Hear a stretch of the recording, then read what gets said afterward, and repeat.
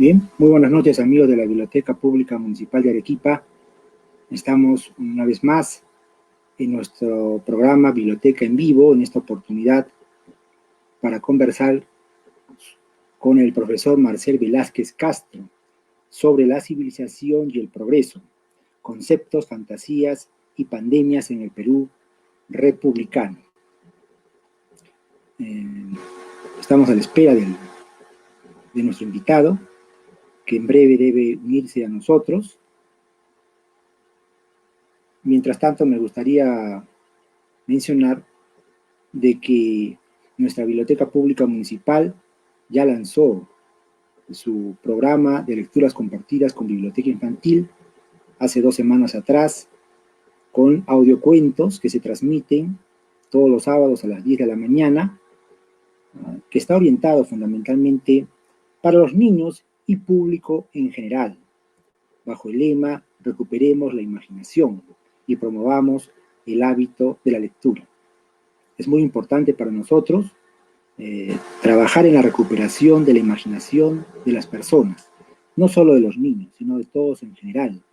En estos últimos tiempos, venimos siendo bombardeados por la imagen, que se ha convertido en imprescindible para la enseñanza o para el aprendizaje de las personas. Sin embargo, queda mucho o muy poco espacio para la imaginación.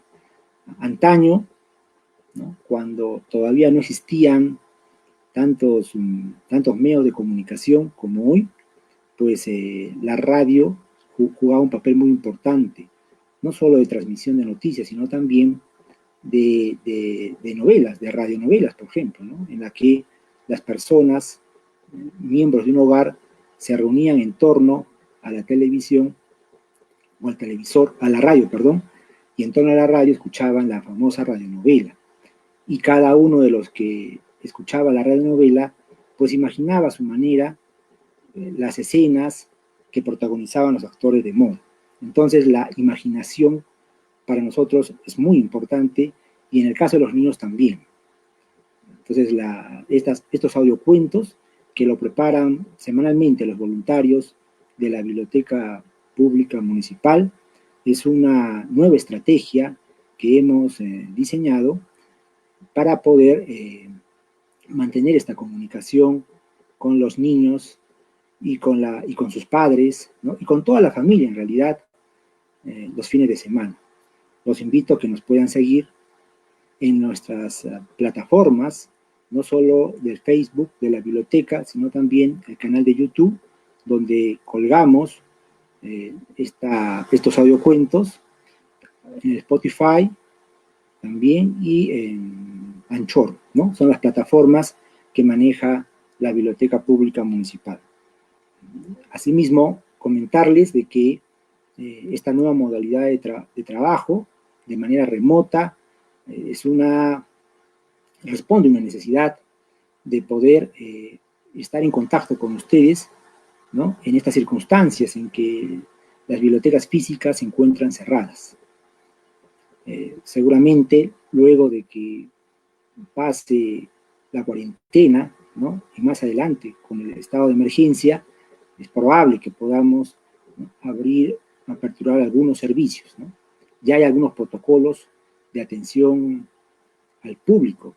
Sin embargo, eso está sujeto a las medidas de seguridad y de salubridad e higiene que deban adoptarse en su momento. Por esa razón, a todos nuestros usuarios les pedimos, pues, un poco de paciencia, ¿no?, y que por ahora, pues, digamos que satisfagan su ansia de conocimiento leyendo los libros que tenemos en casa.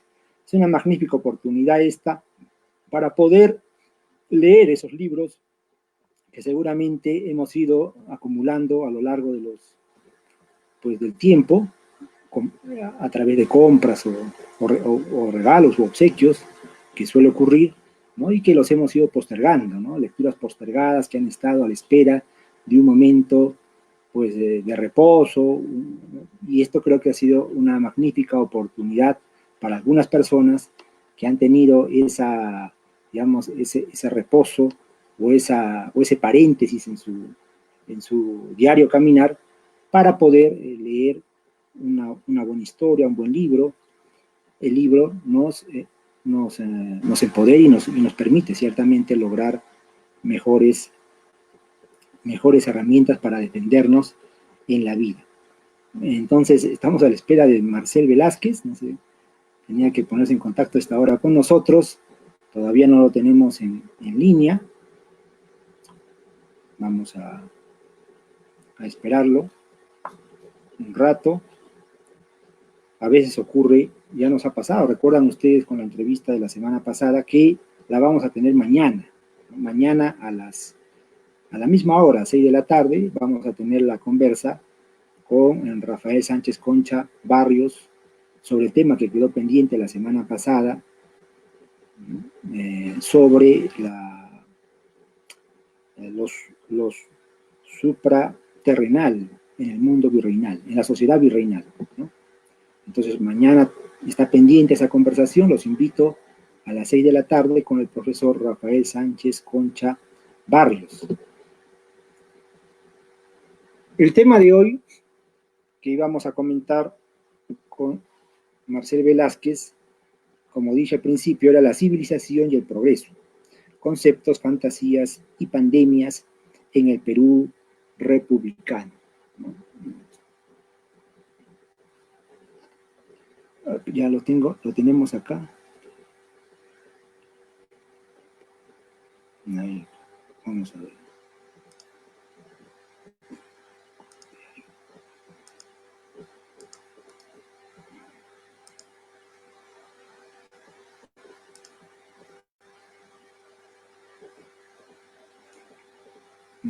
Ya, ahora vamos a ver si lo tenemos.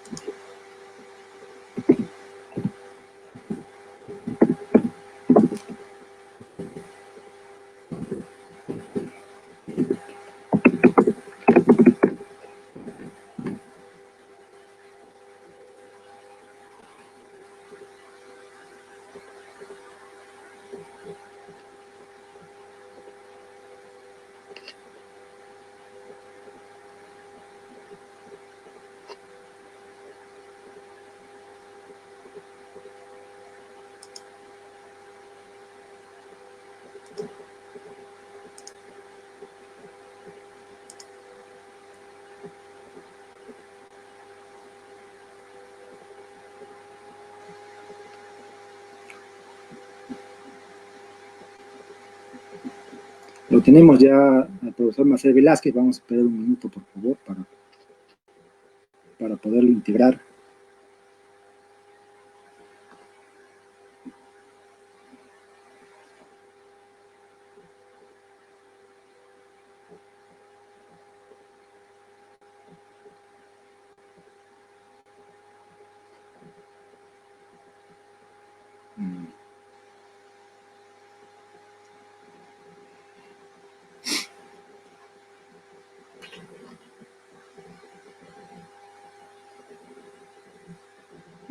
Ya lo tenemos al profesor. Listo. Marcel, voy a subirte, ¿ya? Muy bien. Ya, ahora sí. Hola, Marcel, ¿cómo Mario. estás? Buenas noches. ¿Qué tal? Buenas ¿Qué tal? noches. Ya estamos. Buenas noches, ya estamos ya al aire. Te voy a presentar. Estamos con el profesor Marcel Velázquez Castro, licenciado y magíster en literatura por la Universidad Nacional Mayor de San Marcos. También tiene un doctorado por la Universidad Andina Simón Bolívar en Quito, y es actualmente el director de bibliotecas y del fondo editorial de la Universidad Nacional Mayor de San Marcos, docente principal de esta casa de estudios y, por supuesto, autor de muchos libros. Solo me voy a permitir mostrar dos de ellos, ¿no? Este libro titulado La mirada de los gallinazos, de Marcel Velázquez, La mirada de los gallinazos, cuerpo, fiesta y mercancía en el imaginario sobre Lima, 1640-1895, para quienes quieran o estén interesados en seguir la obra de Marcel Velázquez. y también este otro, que es una obra colectiva, en donde los compiladores son Cristóbal Aljovín de Lozada y Marcial Velázquez Castro, titulado Las voces de la modernidad, Perú, 1750-1870, ¿no? Tiene muchos más, por supuesto. Nuestro invitado de esta noche es un verdadero lujo tener con nosotros a Marcial Velázquez Castro, gran amigo que nos hace la deferencia en esta oportunidad de acompañarnos en esta conversación que, como anticipaba, trata de la civilización y el progreso, conceptos, fantasías y pandemias en el Perú republicano. Muy buenas noches, Marcel, tus palabras de inicio. Buenas noches, Mario. Estoy muy contento de poder compartir contigo este espacio, a pesar de las dificultades iniciales de conexión. Creo que es importante seguir manteniendo viva la conversación, el diálogo y los debates mediante estas nuevas plataformas que constituyen un aprendizaje para todos, ¿no? Así es, Marcel. Bien, me gustaría empezar esta conversación que promete ser muy interesante, teniendo en cuenta que estamos con un especialista en la materia, ¿no? Puntualizando un poco los conceptos de civilización y progreso, ¿no? Entonces me gustaría empezar justamente mencionando a dos autores, ¿ya? Uno que es el gran historiador francés Fernand Braudel y el otro Reinhard Koselleck, ¿no? El primero, como sabemos, tiene un libro sobre ciencias sociales en donde él desarrolla el concepto de civilización, ¿no? Que en su opinión pues, corresponde al siglo XVIII. Es un concepto que viene de Alemania hacia Francia, y es un concepto que está asociado a la buena educación, a los buenos modales, al urbanismo que tenían o que deberían tener las sociedades hacia esa época. Pero también habla, hacia el siglo XVIII, pero también habla Braudel de que la civilización se corresponde con la época de la Ilustración y de las luces, ¿no? La civilización son las luces del siglo XVIII. Pero este concepto va a evolucionar, como diría Reinhard Koselleck. El concepto de civilización no es el mismo en el siglo XVIII, que se corresponde con las luces, evoluciona hacia el siglo XIX, y vemos, por ejemplo, que en el Manifiesto Comunista de 1848, redactado por Carlos Marx y Federico Engels, se habla de civilización de manera peyorativa, ¿no? Tenemos demasiada civilización, dicen ambos autores, refiriéndose a los medios de subsistencia de las sociedades de su época. Entonces, el concepto de civilización comienza a estar más relacionado a lo que sería, ¿no? Los medios de subsistencia, el comercio, por ejemplo. Y ya para el siglo XX, la civilización está más asociado a la tecnología, ¿no? Entonces, tecnología es sinónimo de civilización. En esa medida, el concepto de civilización pues, se ha ido adaptando a los tiempos. Y por otro lado, ¿no? El concepto de progreso, que es ampliamente desarrollado por Reinhard Koselleck en su libro Historia de Conceptos, que es un libro altamente recomendable, como seguramente Marcel Velázquez también lo diría, ¿no es cierto? Koselleck nos habla de la idea de progreso. En la antigüedad, donde decía progreso y decadencia, son dos conceptos que sobreviene uno a otro, ¿no? Al progreso sobreviene la decadencia, ¿no? Luego, en la Edad Media, son dos conceptos correlativos, decía Koselleck. Y en la Edad Moderna, el concepto de progreso, sobre todo a partir del siglo XVIII, es una oportunidad, más bien, el progreso y decadencia, ambas están juntas, y la decadencia o el retroceso es una oportunidad de progreso para los ilustrados del siglo XVIII.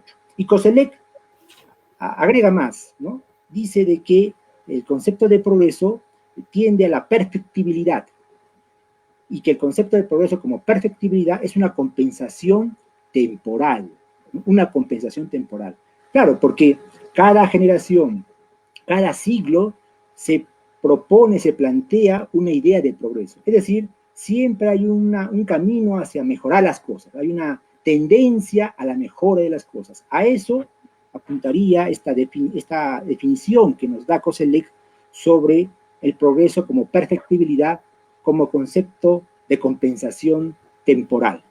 Bien, dicho esto, a manera introductoria, me gustaría que nuestro amigo Marcel nos pueda desarrollar el concepto de civilización para el siglo XIX en el caso peruano. En este libro que mencionaba, Las voces de la modernidad, Perú, 1750-1870, tiene un trabajo, Marcel Velázquez, dedicado a la definición de civilización. ¿Qué entendemos por civilización, Marcel, para el caso peruano en el siglo XVIII-XIX?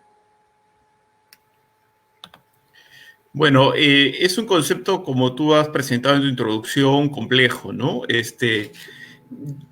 Cuando nosotros nos acercamos a los conceptos desde el marco de la historia de los conceptos, encontramos que cada palabra resume una serie de significantes que se van acumulando a lo largo del tiempo. No es solamente una transformación, digamos, del sentido, sino muchas veces se tratan de capas que se van sedimentando y se van impregnando de nuevos contenidos. Incluso la misma palabra puede referir a experiencias muy diversas, ¿no? En el caso particular de civilización, nosotros podemos encontrar ya la palabra en el Mercurio peruano, por ejemplo, ¿no? En el Horizonte Ilustrado aparece el concepto de civilización como una aspiración, como un estado de cosas al que hay que llegar, ¿no? Y se opone, por supuesto, a un concepto que también es muy común en la historia cultural latinoamericana, que es el concepto de barbarie, ¿no? De hecho, algunos países han definido su proyecto republicano decimonónico a partir de la oposición civilización-barbarie, como en el caso argentino, ¿no? Pero en el caso peruano específicamente, el concepto de civilización se va usando gradualmente en una dimensión política y en una dimensión también cultural, ¿no? Es decir, la civilización es algo que se alcanza, es algo que se adquiere gradualmente, es un estado de cosas, y ese estado de cosas tiene múltiples dimensiones, ¿no? Tú también mencionabas, digamos, cómo esto va modificándose, y ya en la segunda mitad del siglo XIX, digamos, civilización está muy ligado al comercio, está muy ligado a la conectividad, a la interacción con otras sociedades, con otros mundos. También civilización aparece unido a la velocidad, ¿no? Recordemos las tecnologías del siglo XIX, el ferrocarril, el barco a vapor, ellos son los heraldos, digamos, de la nueva civilización, de un nuevo orden de cosas en las cuales la experiencia de las personas y la transformación de las sociedades se hace evidente, ¿no? Entonces creo que civilización es un concepto significativo y que atraviesa, digamos, gran parte de la definición de nuestra experiencia republicana. Y así, digamos, fue trabajado en detalle, digamos, en ese libro que tú mencionas, Las voces de la modernidad, que editó el Fondo Editorial del Congreso del Perú y que yo trabajé conjuntamente con Cristóbal Aljovín, ¿no? Y quiero mencionar algo más sobre ese proyecto, porque ese proyecto es parte de Iberconceptos, que es un proyecto a nivel, digamos, regional, a nivel europeo-americano, en el cual se pensaron un conjunto de conceptos que definían la experiencia republicana, ¿no? En distintos países. Entonces, un proyecto atlántico, digamos, ¿no? Que transatlántico, en el sentido de que cubre ambas orillas, ¿no? El otro concepto que tú mencionabas, progreso, es un concepto que tiene larga data también, pero específicamente para la definición del orden republicano creo que se hace más importante, más relevante en la segunda mitad del siglo XIX, ¿no? Pensemos, por ejemplo, en el caso brasileño, su famosa bandera, ¿no? Orden y progreso, ¿no? Entonces, el progreso aparece también como una aspiración y es visto como una necesidad imperiosa para el cumplimiento de los proyectos sociales y políticos en América Latina. Sin progreso no hay nación, no hay civilización posible. Claro. Y además, hablando de progreso en el siglo XIX, desde el punto de vista político, como sabemos, para el 1849 tenemos el denominado Club Progresista, ¿no? Que tiene un órgano de prensa llamado El Progreso, que apoya la candidatura civil de Domingo Elías para las elecciones de 1850. Y lo que planteaba justamente el Club Progresista era introducir estas ideas de modernidad, ¿no? Para el Perú del siglo XIX. La gran idea, la gran idea en el imaginario del siglo XIX peruano es la idea de progreso, que como tú mencionabas, Marcel, está muy asociado a esos grandes proyectos como sería los ferrocarriles, ¿no? La inmigración también europea más adelante, por supuesto, ¿no? Y una serie por ejemplo, la tolerancia de cultos también pasaba por la idea de progreso, ¿no? En una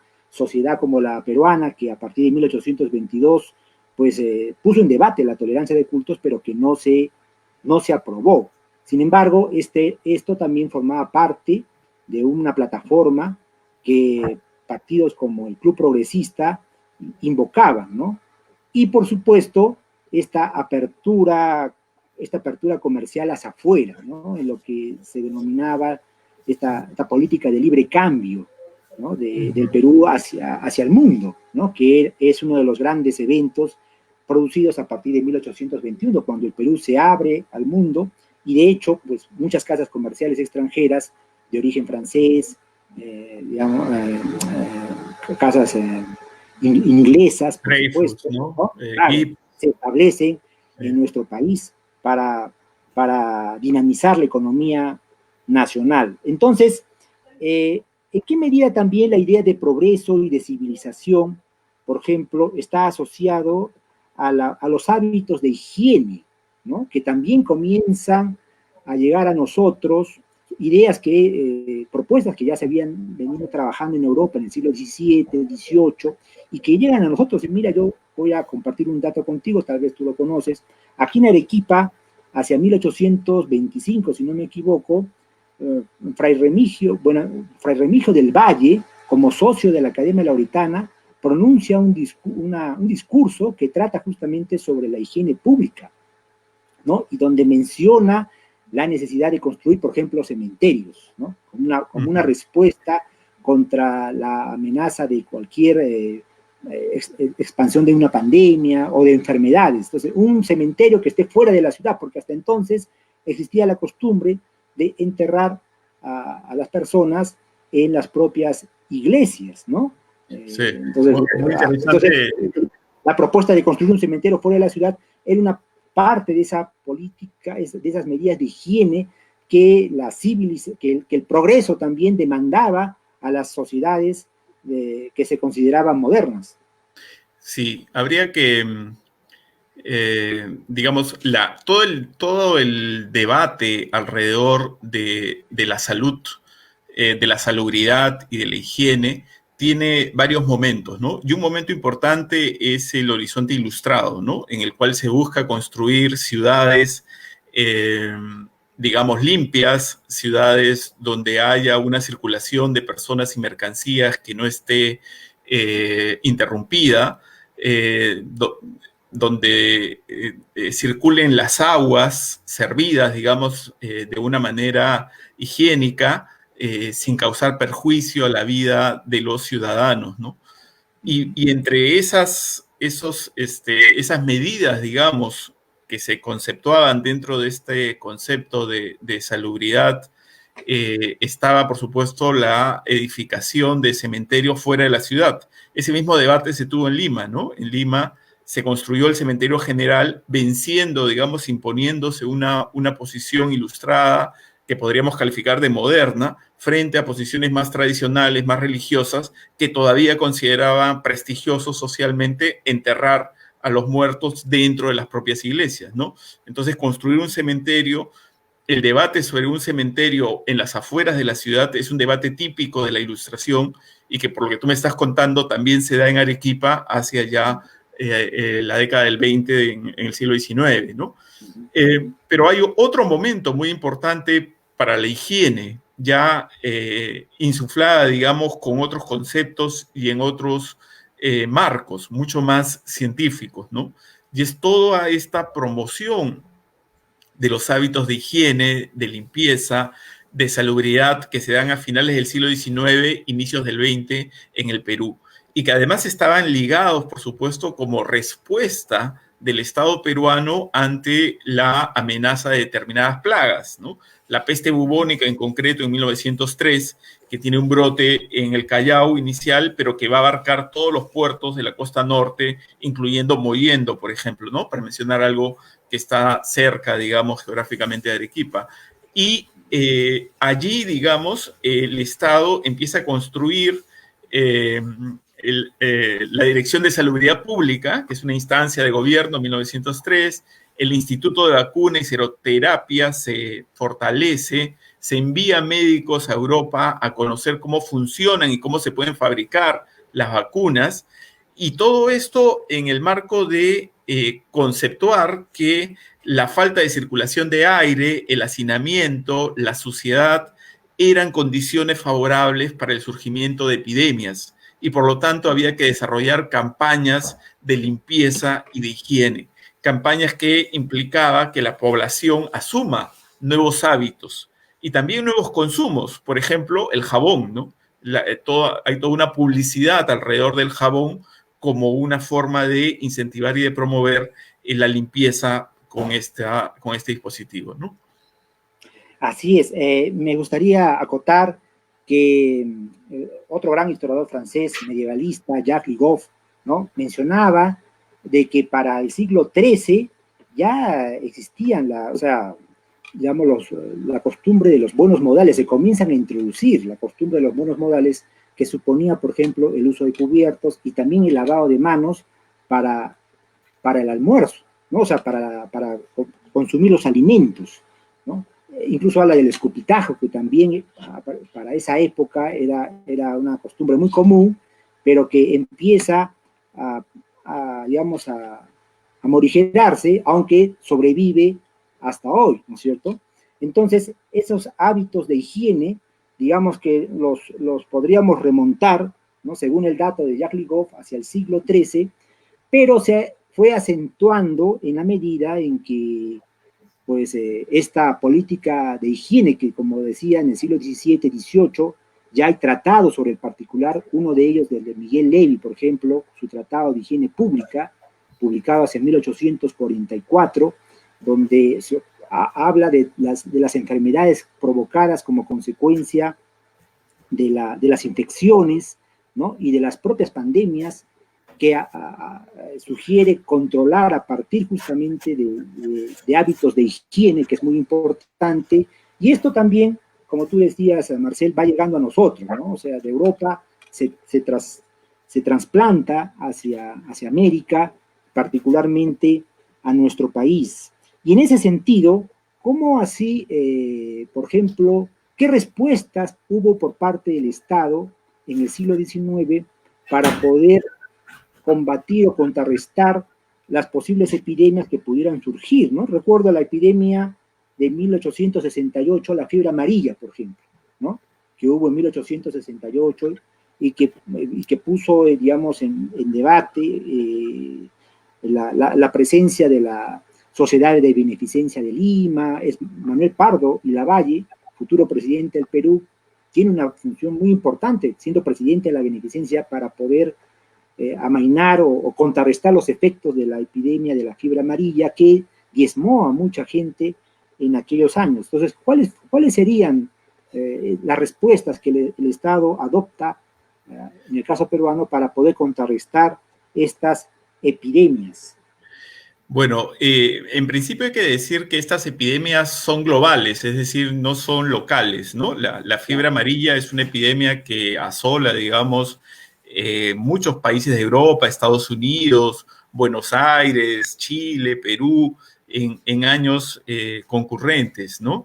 Va a ser una de las grandes epidemias típicas del siglo XIX. La otra es el cólera también, ¿no? En Francia, por ejemplo, a mediados del XIX. Pero entonces estas epidemias presuponían, digamos, una conexión de diferentes espacios, porque el virus lo que necesita es propagarse. Y ahí es muy importante entender, digamos, el papel de las nuevas tecnologías. Es decir, sin el barco a vapor no hubiese sido posible la propagación de epidemias globales en el siglo XIX, ¿no? Es decir, este instrumento, este dispositivo tecnológico posibilitaba conectar lugares muy distantes del mundo en muy pocos días y además trasladaba, por supuesto, pasajeros y mercaderías que estaban contaminados, infectados y trasladaban la enfermedad a los puertos de otros países, de otros continentes incluso, ¿no? Entonces, así es como van llegando, digamos, distintas epidemias a lo largo del XIX, y las respuestas del Estado fueron siempre, sobre todo en el XIX, fueron bastante precarias, ¿no? El Estado era un Estado débil, era un Estado empírico, un Estado que no tenía un control cabal, digamos, de las poblaciones, como lo tiene ahora, y donde había además un conocimiento científico que era incipiente, que era todavía parcial sobre cómo funcionaban, digamos, las epidemias y cómo se propagaban, ¿no? Entonces había muchas políticas de desinfección, de aislamiento, ¿no? Las cuarentenas, por ejemplo, de las mercaderías o de los barcos que llegaban de zonas que se pensaban podían estar contagiadas. Pero todo esto fue generando que se desarrollase, digamos, una actividad científica muy intensa, científico-médica, en el Perú, ¿no? Y ahí yo creo que cabe resaltar el papel de la Facultad de Medicina de San Marcos, porque son ellos, los médicos de San Fernando, los que empiezan a pensar, a investigar, a analizar cómo se propagan estas enfermedades en interacción, por supuesto, con sus pares de otros países para empezar a contrarrestarlas con medidas sanitarias y clínicas cada vez más eficientes, ¿no? Y esto se va a prolongar, digamos, a lo largo de todo el siglo XIX con una serie de enfermedades que eran ya endémicas del Perú, ¿no? Como la tuberculosis, por ejemplo, o la viruela, que bueno, era menor que la tuberculosis. La tuberculosis era como la gran enfermedad en cuanto a letalidad, ¿no? Viral, digamos, del 19. Y poco a poco se va a ir conociendo mejor cómo funcionan estas enfermedades, cómo se propagan y qué medidas pueden ser efectivas contra ellas. Pero no va a ser sino hasta la aparición de los sueros, como se llamaba en esa época, vacunas, a fines del 19, y también con la concepción, digamos, de la bacteriología, ¿no? La obra de Pasteur, en fin, que se va a tener una mirada más cabal de cómo funcionan y cómo se transmiten. Por ejemplo, la peste bubónica a través de la pulga, de la rata que pica al hombre y transmite la enfermedad. Claro, es verdad, como tú bien puntualizabas, el Estado peruano era por entonces muy precario, su sistema de salud era muy precario, ¿no es cierto? Todavía para entonces muchos hospitales estaban regentados por las órdenes religiosas, no había, el Ministerio de Salud es una creación del siglo XX, Claro. ¿no? Y en el siglo XIX el Estado no tenía, digamos, desarrollar esta línea de trabajo que es la salud. Y también me gustaría, a propósito de esto, hablar, a propósito de las pandemias o de las epidemias o de los fenómenos naturales, de la lógica del imaginario religioso, ¿no? O sea, claro, por un lado está la ciencia, ¿no? Como tú lo has destacado, San Fernando, la Facultad de Medicina de San Fernando, de San Marcos, personajes como Cayetano Heredia, por ejemplo, ¿no? Y otros que estudian la evolución de las enfermedades en procura de buscar un remedio. Pero por el lado del imaginario social, ¿no? Que es mayoritario, todavía sobrevive, persiste la idea del castigo divino, ¿no? Y se puede apreciar eso, por ejemplo, con los terremotos y también con las pandemias o las epidemias, ¿no? Que asolaron el mundo y en particular nuestro país. ¿Cuál era ese imaginario que sobrevivía para el Perú en el siglo XIX? Ese imaginario Bueno, era religioso. un imaginario que tenía, pues, como dices tú, una larga data, ¿no? Yo pongo un ejemplo que no es del 19, pero creo que ayuda a entenderlo, ¿no? En un terremoto de 1648, un terremoto muy fuerte, después de producido en Lima, el obispo, uno de los predicadores más importantes, digamos, da alocución en misa y dice que esto ha pasado, que Dios ha castigado a la ciudad de Lima, porque en la ciudad de Lima hay muchos sodomitas, ¿no? Es decir, es un castigo divino por el pecado nefando, ¿no? Por el pecado, digamos, pecado entre comillas, de la homosexualidad, ¿no? Entonces, esa lógica, esa asociación entre un desastre natural y una voluntad divina que busca sancionar o castigar y, por último, disciplinar a un conjunto, estaba profundamente arraigada y tiene una serie de ejemplos a lo largo de nuestra historia, ¿no? Y en el siglo XIX, como bien mencionabas tú, hay una disputa por el control de las instituciones y de las instancias que administraban la salud y administraban también el espacio donde se recluían los cuerpos enfermos, ¿no? Todavía había mucha presencia de las órdenes religiosas en estos lazaretos o sociedades, o a través de las sociedades de beneficencia, etcétera, ¿no? Entonces lo religioso estuvo siempre allí. Y para los sectores populares, muchas veces una enfermedad no era comprendida en términos racionales o científicos o médicos, ¿no? Entonces inmediatamente se leía como una desgracia que le acontecía a alguien por alguna inconducta, por alguna inmoralidad, ¿no? Esta asociación entre enfermo e inmoral, enfermo y persona que está sufriendo un castigo, se hace muy fuerte y todavía se mantiene en gran parte del siglo XIX e incluso en el siglo XX, ¿no? Ayuda, digamos, a trazar una jerarquía entre los grupos sociales, ¿no? Los sucios, los enfermos, los pecadores, allá, los sanos, ¿no? Los limpios, los que cumplen, digamos, las disposiciones y la moral, acá, ¿no? Y esa dicotomía a mí me parece que ha reaparecido en esta pandemia, ¿no? El vendedor ambulante ha sido estigmatizado, ¿no? Como una persona ignorante, como una persona que atenta contra la salud pública de todos. Es decir, ha sido considerado, digamos, el responsable, ¿no? Cuando son personas que están desesperadas por trabajar y que tienen que hacerlo en las calles, afrontando los riesgos que eso implica, pero han sido vistos como portadores y prácticamente difusores del virus en Lima y creo que también en otras ciudades del Perú, ¿no? Y esto, si lo ponemos a una escala global, es también un poco lo que ha pasado con China, ¿no? Tenemos a Donald Trump insistiendo una y otra vez con el virus chino, ¿no? Chinese virus, dice, ¿no? En el que intenta vincular, ¿no? El virus a una nacionalidad, a una sociedad, a un grupo humano determinado. Y esto funcionó mucho a lo largo de toda la historia cultural del Perú y de otros países, ¿no? Por ejemplo, la asociación entre peste bubónica y chinos en Lima fue construida culturalmente con mucha intensidad. Marcos Cueto, en su famoso libro del regreso a las epidemias, el retorno a las epidemias, menciona que el chino, digamos, Ubi, fue el sexto contagiado, pero para el imaginario de la época y para la prensa de la época, él fue el responsable, digamos, de la infección de peste. Entonces, había esta forma de atribuir, ¿no? De desplazar la responsabilidad a los sectores sociales más vulnerables, más marginados, más excluidos, ¿no? Sin duda, yo creo que el tiempo de las epidemias es un tiempo de crisis, es un tiempo de mucha intensidad, ¿no? Y entonces se reabren explicaciones tradicionales que parecían olvidadas, ¿no?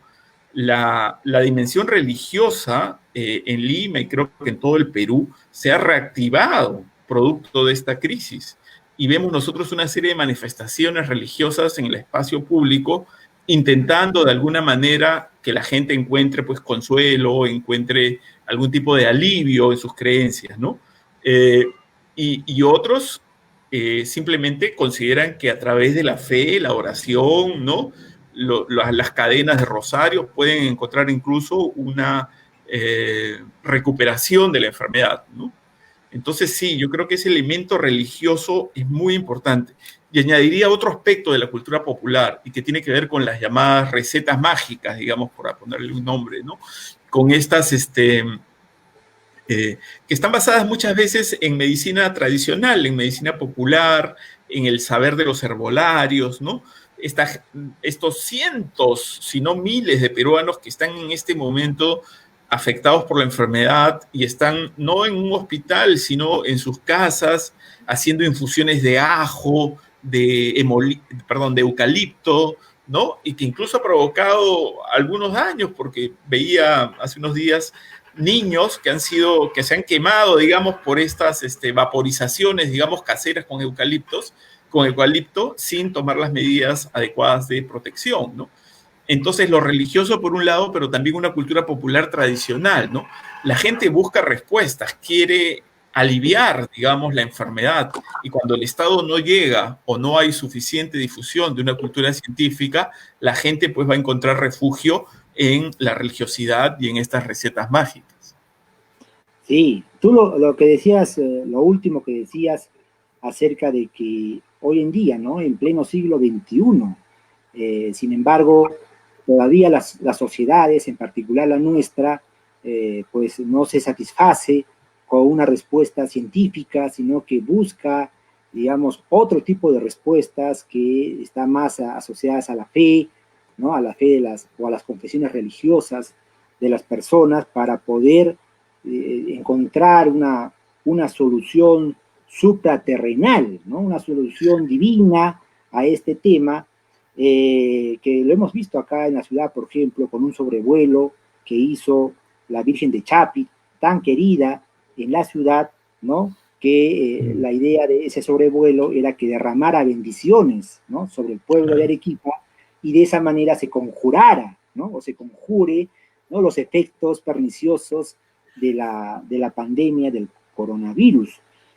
Y efectivamente, lo de la lógica del imaginario religioso como un castigo divino, ¿no? Así se le percibía, digamos, en la época del medioevo, en nuestro propio país, para la época colonial, está el libro de Fernando Iwasaki, Aplaca Señor tu ira, para el siglo XVII, por ejemplo, ¿no? Que es una respuesta, esa plegaria, Aplaca Señor tu ira, una respuesta a un terremoto de 1604 ocurrido en Arequipa, ¿no? Y donde también los ministros de la iglesia, en este caso Francisco de Solano, pues peroraban, ¿no? A favor de lo que tú decías, la corrección, ¿no es cierto? Para que la gente, pero esa actitud de corrección, de control que la iglesia ejercía y ejerce, ¿no? Sobre la conducta de las personas, también estaba hasta el siglo probablemente XIX o XX, no tengo la fecha exacta, pero estaba muy vinculado también a la medicina, ¿no? Donde la medicina, el caso, por ejemplo, de un médico francés de apellido Descuret y su libro Medicina de las Pasiones, ¿no? Él hablaba de que muchas enfermedades también estaban muy vinculados, por ejemplo, pues a conductas reñidas con la moral religiosa, ¿no? Como sería el pecado de Onan, por ejemplo, ¿no? U otros comportamientos que derivaban en algún tipo de enfermedad, pero que no solo tenía una explicación científica, sino que también tenía una explicación y que la ciencia médica lo reconoció y lo aceptaba como tal, como una especie de malos comportamientos que debían desterrar a las personas, de malas prácticas que debían desterrar a las personas, para no solamente estar en arreglo, ¿no? A la voluntad de Dios, ¿no? Sino también para cuidar el cuerpo, ¿no? Que era uno de los preceptos o principios que la propia iglesia preconizaba, ¿no? El cuidado del cuerpo. El cuerpo es la santidad del cuerpo, ¿no es cierto? Entonces, había una mezcla en ambos casos. Pero también me gustaría mencionar contigo, Marcel, respecto del tema de la idea de civilización, y volviendo a citar a Fernán Braudel, ¿no? Él mencionaba o citaba a su vez a Condorcet, ¿no? Figura preclara de la Ilustración francesa, cuando decía de que para alcanzar una verdadera civilización, ¿no? Para esa época, también la educación, decía, no debería tener ningún tinte religioso, decía Condorcet, no debería estar influenciada, ¿no es cierto?, por la Iglesia, ¿no? Entonces, esa idea, por ejemplo, es una idea que se postuló en Europa, en la Francia revolucionaria, pero que sin embargo, para el caso de la propia Francia, recién en 1880 consagró la educación pública, gratuita y laica, ¿no? Pero para el caso de América Latina, eso todavía no ha ocurrido, ¿no? La educación es pública, sí, gratuita, pero no es laica, ¿no? Entonces, ¿en qué medida, por ejemplo, esta atmósfera, ¿no?, religiosa, digamos, contribuye de una manera u otra al mantenimiento de ciertos mitos, fantasías, ideas, ¿no es cierto?, que pues siguen en lucha, en pugna con la ciencia? Eso es muy interesante porque digamos que los proyectos republicanos significaron una parcial ruptura con la Iglesia Católica Mundial, ¿no es cierto? La Iglesia no reconocía a las nuevas naciones inicialmente y eso va a permitir, digamos, que haya ciertas normas más liberales en un momento, pero luego, una vez que se produce el reconocimiento de las naciones latinoamericanas, la Iglesia empieza nuevamente a presionar para recuperar los espacios que había perdido producto de todo este trastorno de la independencia, ¿no? Y rápidamente recupera espacios. Pero se va a establecer también ya en las sociedades latinoamericanas del siglo XIX grupos anticlericales, grupos, digamos, de masones, de liberales, ¿no?, de radicales, que empiezan a reclamar justamente lo que tú decías, es decir, una educación laica, una educación donde la influencia de la religión no fuese significativa. Y también, por supuesto, la libertad de cultos, que era otra bandera fundamental, ¿no es cierto? Es decir, que se permitiese la tolerancia de cultos, ¿no? Y que el Estado, digamos, dejase de ser un Estado confesional. Esas batallas se dan en el siglo XIX y gradualmente el Estado se va adaptando, digamos, va cediendo, va alejándose de la Iglesia, aunque nunca de una manera definitiva, ¿no?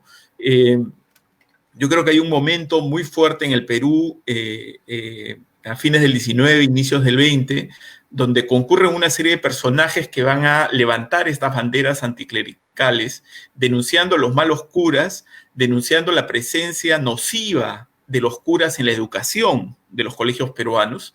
Recordemos, por ejemplo, que en Francia, a inicios del siglo XX, se produce una expulsión masiva de curas y se los saca, digamos, del control de instituciones educativas. Y muchos de esos curas que son expulsados en Francia llegan a tierras americanas y algunos llegan al Perú y empiezan a formar y a vincularse para armar colegios religiosos, que además apuntan a las élites, ¿no?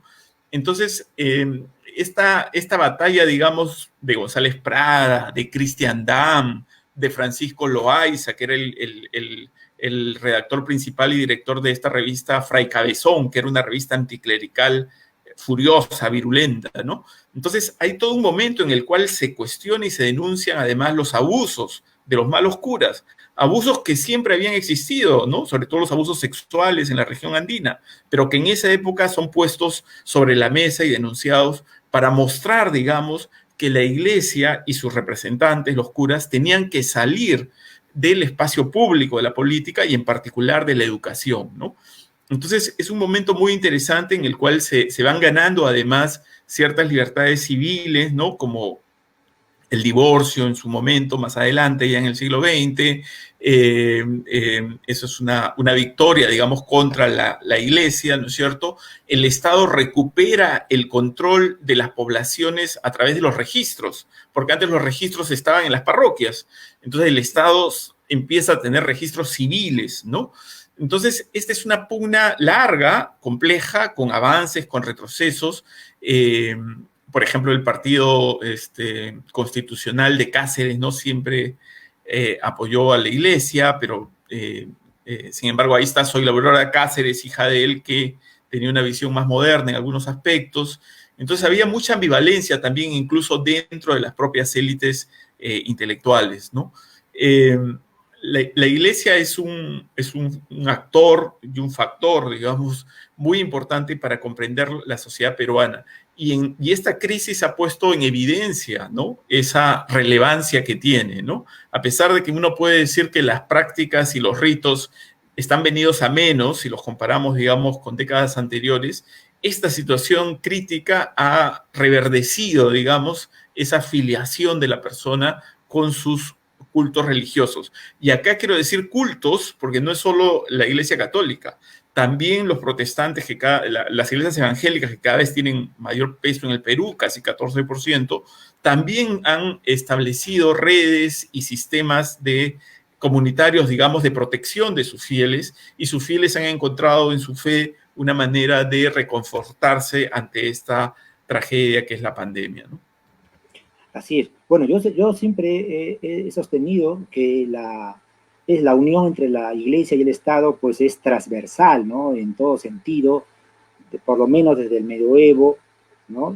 A partir del reconocimiento del cristianismo como culto oficial de Roma en el siglo III, IV de nuestra era en adelante, hay una asociación muy clara y un juego de préstamos e imitaciones de la Iglesia hacia el Estado, ¿no? Creo que eso ha sido estudiado por Pierre Bourdieu, gran sociólogo francés, Alan Watson, acerca del derecho canónico, del derecho romano, en fin, es transversal. Y la Constitución del 79 también reconoce, ¿no? Reconocía o reconoce ese papel fundamental que ha jugado la Iglesia desde el punto de vista cultural, ¿no? En las propias sociedades, en la propia sociedad peruana, en donde la creencia está muy arraigada, ¿no?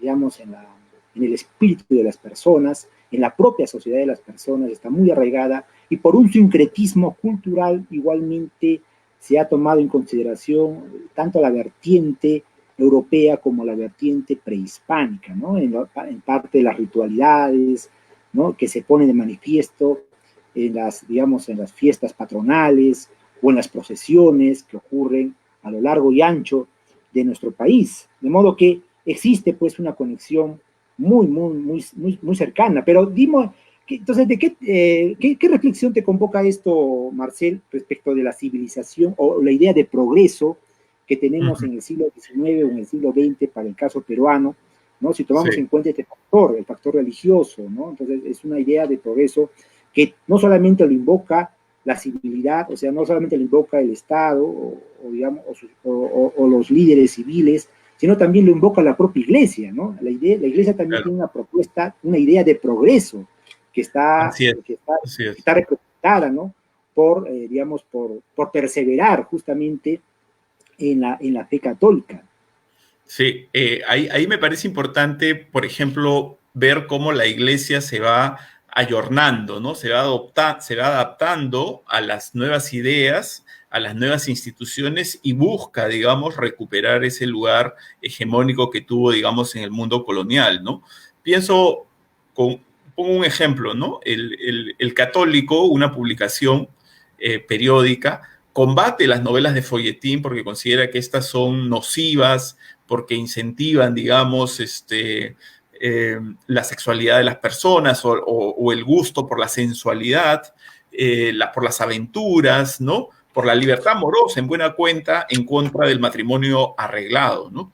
Entonces, esto lo ve como un peligro. Pero ¿qué hace esta revista? No solamente condena esto, sino que empieza a publicar novelas de folletín de carácter educativo, de carácter religioso, moral, ¿no es cierto? Entonces, ahí vemos nosotros con ese ejemplo muy particular cómo la Iglesia constantemente logra adaptarse a las circunstancias y a los medios.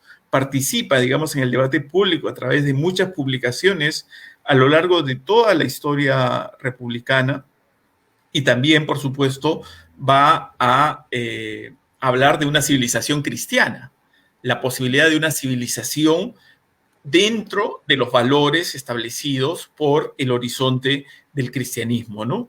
Y ya no se va a oponer de manera, digamos, frontal con los ideales del progreso, sino que va a tratar de transformar, digamos, la vena más laica, más secular, más radical de esos ideales, y tratar de volverlos hacia sus marcos ideológicos, ¿no?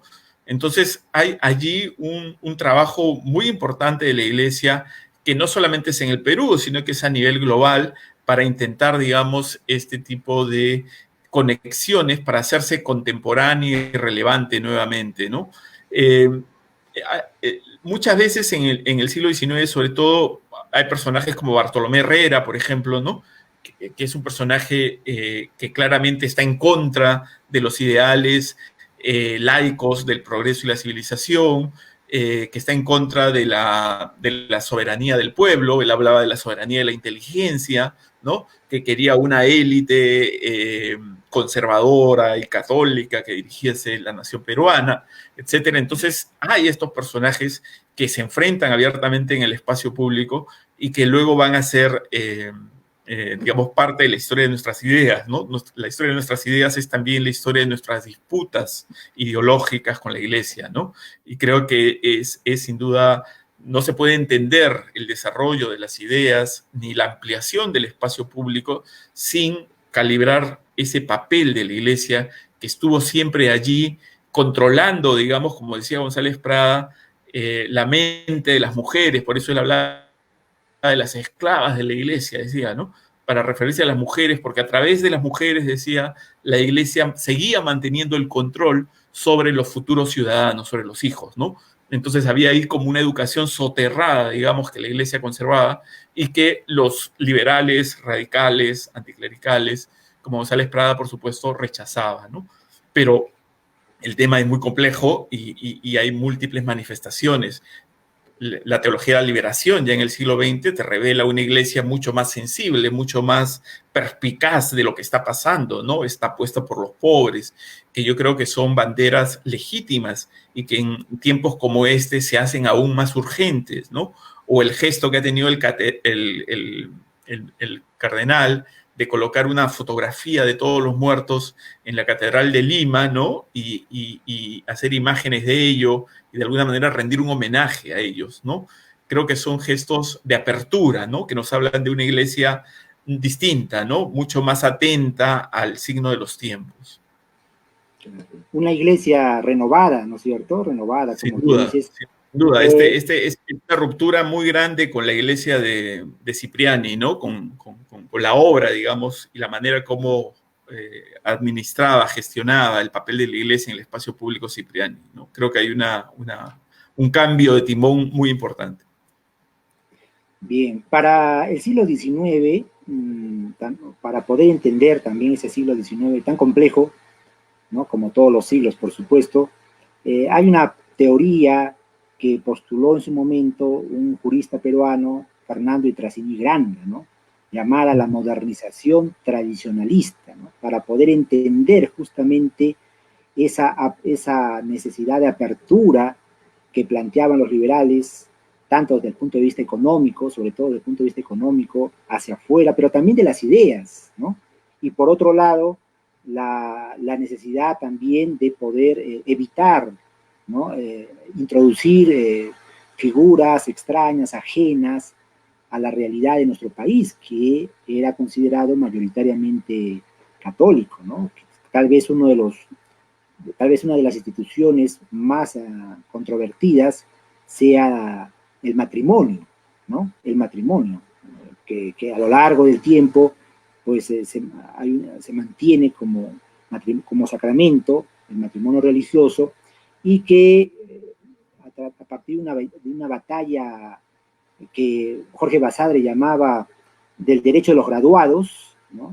Egresados justamente de San Marcos, algunos de ellos, ya hacia la década de 1850, 1860, por ejemplo, presentaban disertaciones o tesis referidas al matrimonio civil y al divorcio, ¿no? En lo que venían a ser especie de antecedentes a lo que posteriormente se va a adoptar, o la adopción misma del matrimonio civil para no católicos en 1897, ¿no? Que es un punto que yo denomino un punto de inflexión, ¿no? Un punto de inflexión en el paradigma del matrimonio religioso, ¿no? Entonces, la modernización tradicionalista sería una manera de entender esa, esa, ese pensamiento, por un lado ilustrado, o esa apuesta por la modernidad, pero por otro lado también, ¿no?, la necesidad de mantener vigentes, ¿no?, el arraigado sentimiento católico,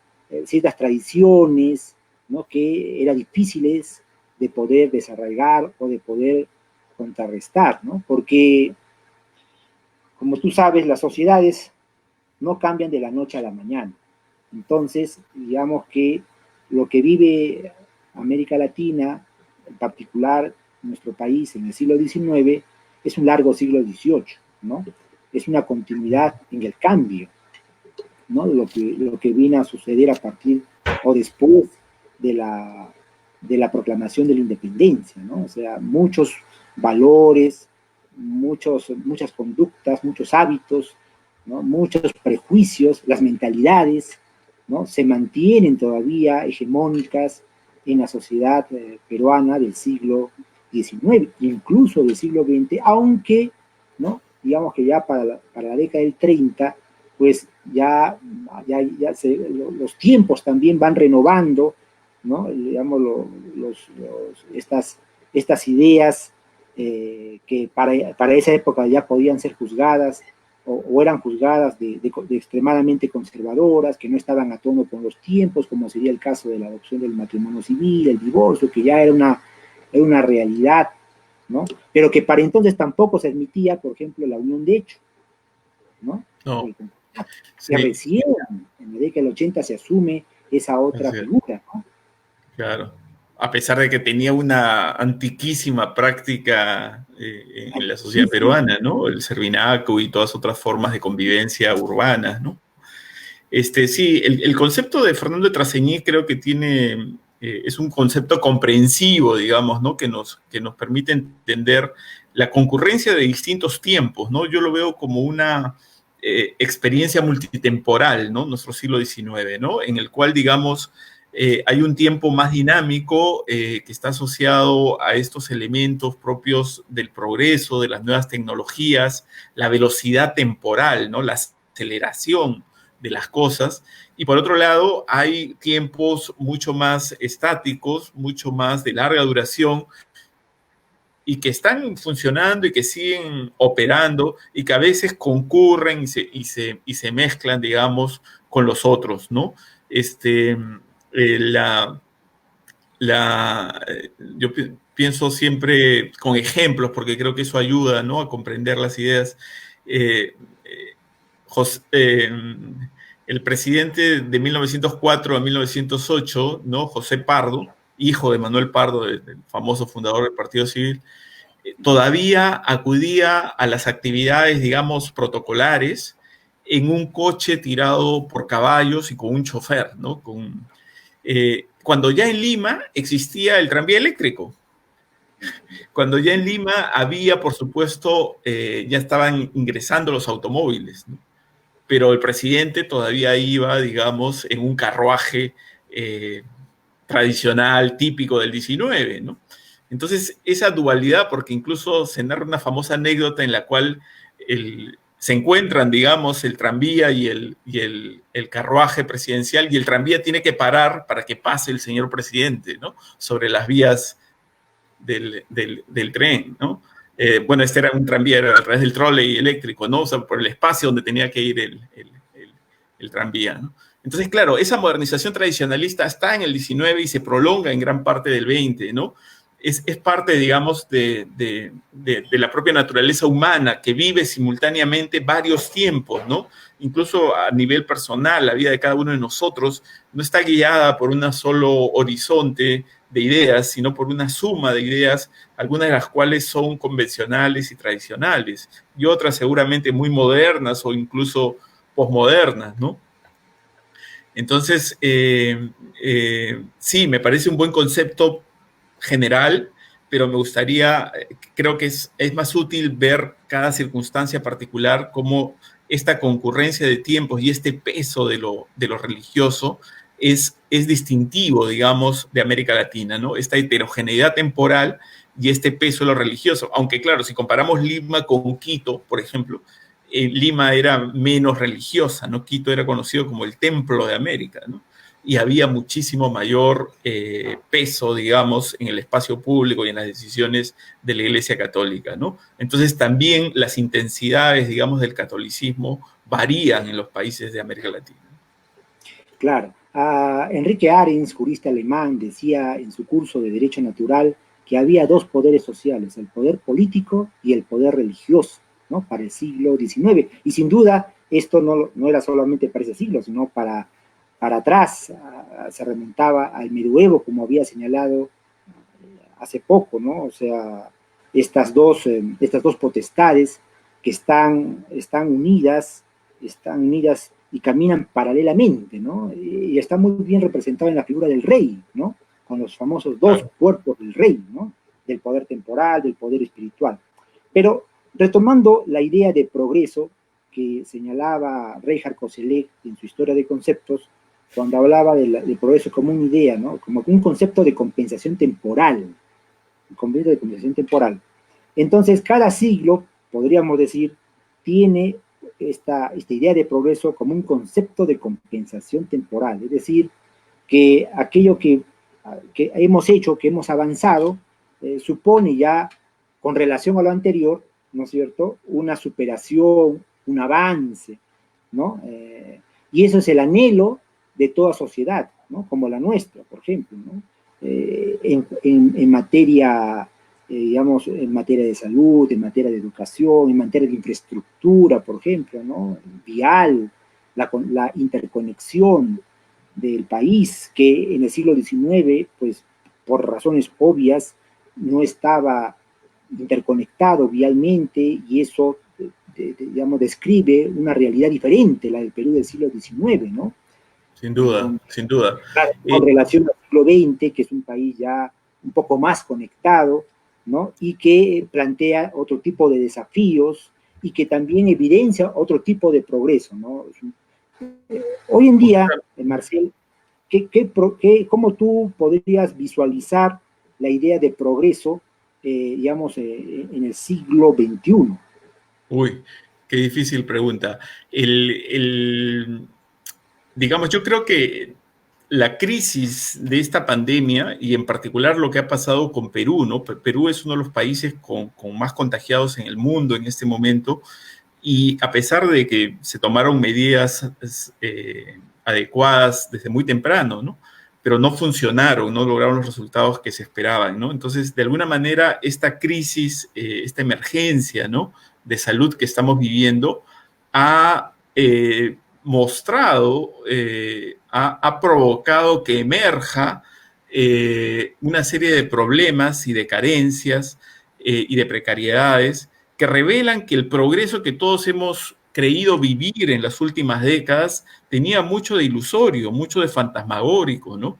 Es decir, muchos nos sentíamos ya a un paso de la OCDE, ¿no? Prácticamente estábamos entre los 20 países más desarrollados del mundo, y sin embargo, lo que nos ha revelado esta pandemia es que nuestro sistema hospitalario pues era un desastre, que la burocracia estatal impide respuestas rápidas, que la corrupción aparece incluso en momentos tan dramáticos como este, que los ciudadanos no interiorizan normas ni leyes, en fin, entonces, claro, yo creo que la crisis ha servido para mostrar las reales limitaciones, ¿no? La tremenda informalidad que teníamos, que muchos celebraban como una muestra de un Perú emprendedor, en el fondo era precariedad laboral, ¿no? Y la pérdida de empleos que se ha vivido solo en Lima, más de 2 millones, pues revela claramente que estamos ante una sociedad que vivía una ilusión de progreso y que ha sido desenmascarada de alguna manera por esta situación del COVID-19, ¿no? De la pandemia. Y eso pasó muchas veces, ¿no? Por ejemplo, en otros momentos. Recuerdo esa anécdota que cuenta Marcos Cueto, que es tan sabrosa, ¿no?, y tan significativa, de cómo la Dirección de Salubridad, el Instituto de Higiene, digamos, acuerdan que se le va a dar una bonificación a toda persona que case una rata, porque se entiende que las ratas eran los transmisores del virus de la peste bubónica. Y los limeños, claro, Pepe el Vivo, construyen criaderos de rata y van y las venden prácticamente a esos institutos para cobrar el dinero que prometía, ¿no? Entonces, claro, ahí tú ves esa distorsión, digamos, completa, esa transgresión de la norma, ese poner por encima el interés personal al bien colectivo. Y eso creo que si siguen persistiendo esas conductas, no podemos hablar de un cabal progreso, ¿no? Un progreso para una sociedad pasa por poner en primer lugar lo público, el bien común, ¿no es cierto? Las grandes banderas del republicanismo del siglo XIX, creo, en ese sentido, tienen plena vigencia. Y esta pandemia, esta crisis, ha demostrado, digamos, que mucho de nuestro cacareado progreso, de nuestra cacareada ingreso, digamos, a los países más desarrollados, pues no tenía un fundamento real, ni en la educación ni en la salud. Y si no hay educación de calidad y si no hay una salud pública para todos, difícilmente un país puede progresar. Exactamente, creo que comparto y subrayo lo dicho por ti, Marcel, sobre la ilusión del progreso, ¿no? Creo que hemos estado viviendo esa ilusión del progreso a partir de cifras macroeconómicas que pues supuestamente evidenciaban, ¿no?, una posición privilegiada de nuestro país en el concierto mundial, de la economía mundial, pero que en esta crisis que nos ha tocado vivir a todos, ¿no?, pues se ha puesto de manifiesto que en tema de salud y en el tema de educación, pues evidentemente falta mucho por hacer, ¿no? Falta mucho por hacer, ¿no? Por ejemplo, se mencionaba, alguien decía, ¿no?, que en materia hospitalaria no se había trabajado lo suficiente desde la época de Manuel Aodría, ¿no?, que es hace ya más de 70 años, ¿no?, que ocurrió todo eso, ¿no? Incluso también podríamos decir, ¿no?, temerariamente, ¿no?, que en materia educativa, con las grandes unidades escolares también construidas en los años 50, ¿no? Para un país que tenía evidentemente otro índice poblacional, ¿no? Y tenía otras, digamos, otras necesidades. Pero, y también lo que decías tú, ¿no?, la virtud cívica, que es tan importante como principio republicano, de anteponer el bien común al bien individual, ¿no?, preferir el bien común al bien individual. Es un principio republicano que no está tan decantado, ¿no?, y que ha sido permanentemente desafiado y burlado por parte de muchas personas, ¿no?, en todos los tiempos, definitivamente. Pero también está ¿no?, esta idea de civilización y barbarie, ¿no? De civilización y barbarie, es decir, de considerarnos una sociedad al mismo tiempo civilizada, pero arrastrando, ¿no?, digamos, conductas que de pronto efectivamente pueden ser consideradas bárbaras, ¿no? De sociedades que todavía no han logrado, digamos, un gran desarrollo. Recuerdas que por muchos años los países de la región eran considerados tercermundistas, ¿no es cierto? Eran países no alineados. Bueno, en otra época también se les llamó países no alineados, ¿no? Entonces, estas denominaciones en el día de hoy, que ya en tiempos de globalización han quedado atrás, pero ¿cómo podríamos, en todo caso, considerar la realidad presente de nuestro país, ¿no?, como un país que está apostando por el progreso, que es un país en vías encaminado en la civilización? ¿Cómo tú percibes eso, Marcelo? Bueno, es difícil, ¿no?, hacer una caracterización general, ¿no? Pero sin duda, recuperando un poco lo que decía antes, ¿no? Si lo público no adquiere centralidad, si no preferimos el bien común al interés individual, si no desarrollamos políticas en ejes como educación, salud, si no construimos un horizonte común, difícilmente podemos decir que como sociedad estamos progresando, ¿no?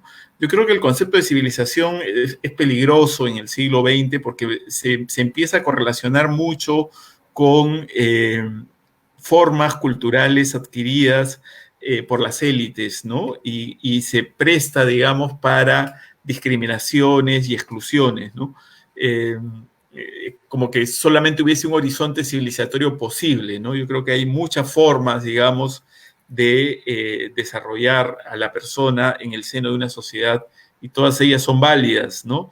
No debemos excluir ninguna. La riqueza del Perú está justamente en su multiculturalidad, ¿no? Por ejemplo, yo veo con preocupación cómo ha habido una reactivación de un discurso moral que es típico del 19, que divide a las personas en gente decente y gente no decente o indecente, ¿no? Entonces, aquellos que no cumplen la cuarentena, aquellos que salen a trabajar, aquellos que tienen que vender en las calles, pues son los portadores del mal moral, ¿no? Y se construye una narrativa audiovisual en la cual se busca exhibir su falta para reconfortarnos nosotros que estamos al otro lado de la pantalla, ¿no? Y decir, ah, caramba, ¿no? Esos son los que se comportan mal, pero acá estoy yo que sí, pues represento los valores y los principios de la moral, de las normas, de la civilización, ¿no? Entonces creo que el concepto de civilización en un contexto contemporáneo tiene que ser deconstruido, tiene que ser pensado de otra manera, y en eso hay toda una tradición de latinoamericanistas, digamos, trabajando, por ejemplo, con lo de colonial, ¿no? Con Aníbal Quijano, ¿no? Es decir, por imaginar formas más bien fuera del marco occidental, ¿no? Que es donde se construye ese concepto. Y creo que por ahí están los experimentos conceptuales y también las prácticas sociales comunitarias más alentadoras, ¿no? Entonces, estamos en una hora difícil, en un momento que probablemente va a tener una consecuencia a largo plazo de la manera como se va a redefinir nuestro país, ¿no? Vamos a entrar en una crisis económica, mayor informalidad, pero también creo que ha habido un llamado de atención muy poderoso para todos los sectores de la sociedad sobre cómo hemos descuidado lo público, ¿no? Como valor para todos. Así es. Bueno, ya en su momento, Arnold Toynbee hacía una crítica de la unidad de civilización, ¿no? Con relación a Occidente con América Latina, lo que tú decías, Marcel, ¿no? O sea, pues a diverso nivel hay diferentes expresiones culturales y también de civilización que han alcanzado diferentes, diferentes sociedades que conviven en un mismo espacio, ¿no? Reconociendo que nuestro país en particular es pluricultural, ¿no? Entonces hay culturas diversas que también son expresión de civilización en la medida de su, digamos, de su desarrollo, ¿no? Del desarrollo que han podido alcanzar. Me gustaría terminar esta conversación contigo, Marcel, pidiéndote algunas consideraciones finales. Mira, yo creo que los conceptos son útiles, hay que comprenderlos en su densidad, hay que comprenderlos también en su historia, en su diacronismo, digamos. Hay un hacer con las palabras, ¿no? Cuando un concepto es tan poderoso como civilización, progreso, son palabras que están cargadas, pero que logran movilizar y transformar conductas y relaciones sociales, ¿no?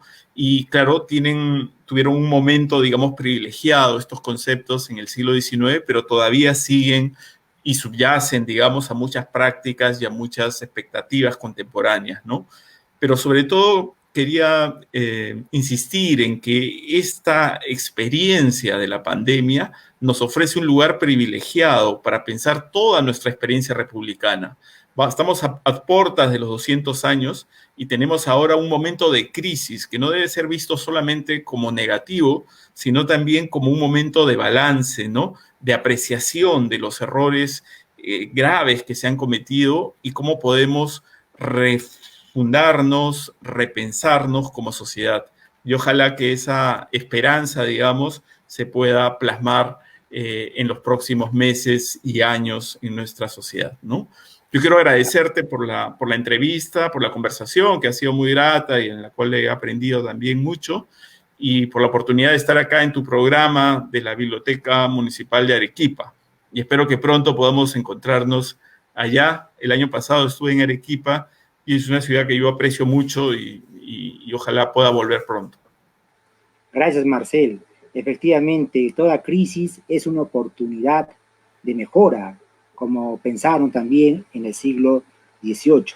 Queremos agradecer a nombre de la Biblioteca Pública Municipal, de la Municipalidad Provincial de Arequipa, a Marcel Velázquez Castro, licenciado, magíster en literatura por la Universidad Nacional Mayor de San Marcos, doctor por la Universidad Andina Simón Bolívar de Quito y docente principal de la Universidad de San Marcos, director de bibliotecas y del Fondo Editorial también de la Universidad Mayor de San Marcos. Ha sido un verdadero honor, un lujo tenerte con nosotros, Marcel Velázquez. Amigos de la Biblioteca Pública Municipal, a todos ustedes, muchas gracias por habernos acompañado esta noche con esta amena conversación referida a la civilización y el progreso, conceptos, fantasías y pandemias en el Perú republicano, y los espero el día de mañana a la misma hora, 6 de la tarde, para nuestra conversación con el profesor Rafael Sánchez Concha.